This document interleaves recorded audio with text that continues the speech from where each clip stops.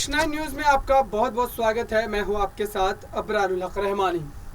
उद्धव ठाकरे को लेकर के इस वक्त महाराष्ट्र की सियासत से सबसे बड़ी खबर आ रही है और दरअसल ये बात कही जा रही है कि अब फिर से शिवसेना में एक बड़ी मजबूती देखने को मिल सकती है, क्योंकि इस तरीके के संकेत जो है वो मिलने शुरू हो गए हैं। और अगर ऐसा हुआ सही मायनों में तो फिर महाराष्ट्र की सियासत में बीजेपी की एक तरीके से बड़ी हार मानी जाएगी, क्योंकि बीजेपी ने ही महाविकास आघाड़ी गठबंधन की सरकार को गिराने के लिए तमाम रणनीति बनाई थी। लेकिन अब बात यहाँ पर फंसती ये नजर आ रही है कि उद्धव ठाकरे और एकनाथ शिंदे के बीच अगर ताल्लुकात बढ़ते हैं, अगर वो दोनों फिर से एक साथ आ जाते हैं तो क्या महाराष्ट्र में शिवसेना पार्टी को हरा पाना एक तरीके से संभव हो पाएगा?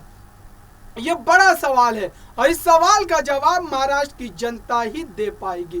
क्योंकि आप देखिए जिस तरीके से लगातार महाराष्ट्र की सियासत में इस वक्त गहमा गहमी छिड़ी हुई है और ये बात कही जा रही है कि एकनाथ शिंदे उद्धव ठाकरे दोनों मुलाकात कर सकते हैं और हो सकता है कि फोन पर भी बातचीत की जा सकती है और तमाम जो मुद्दे इस वक्त हावी है महाराष्ट्र की सियासत में उस पर विस्तार से चर्चा होगी इन दोनों नेताओं के बीच। लेकिन यह खबर सूत्र के हवाले से आ रही है, अब तक इस बात की पुष्टि जो है वो नहीं हुई है।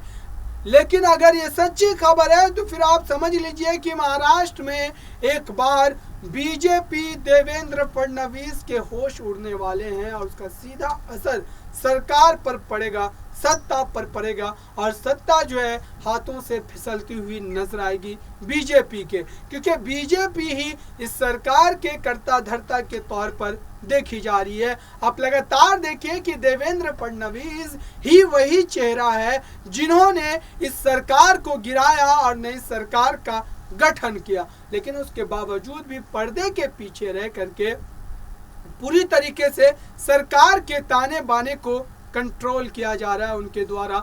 और अब एकनाथ शिंदे इस बात को बखूबी समझ रहे हैं और यही वजह है कि उद्धव ठाकरे की शिवसेना से उनके जो करीबी ताल्लुकात है उसमें ज़्यादा मज़ीद इजाफा देखने को मिल रहा है। लेकिन इन तमाम बातों के बाद भी कुल मिलाकर के क्या महाराष्ट्र की सत्ता एक बार शिवसेना के पास वापस आएगी या फिर महाराष्ट्र की सत्ता में जो एक बड़ा उलटफेर देखने को मिला था वही अब भी बरकरार रहेगा?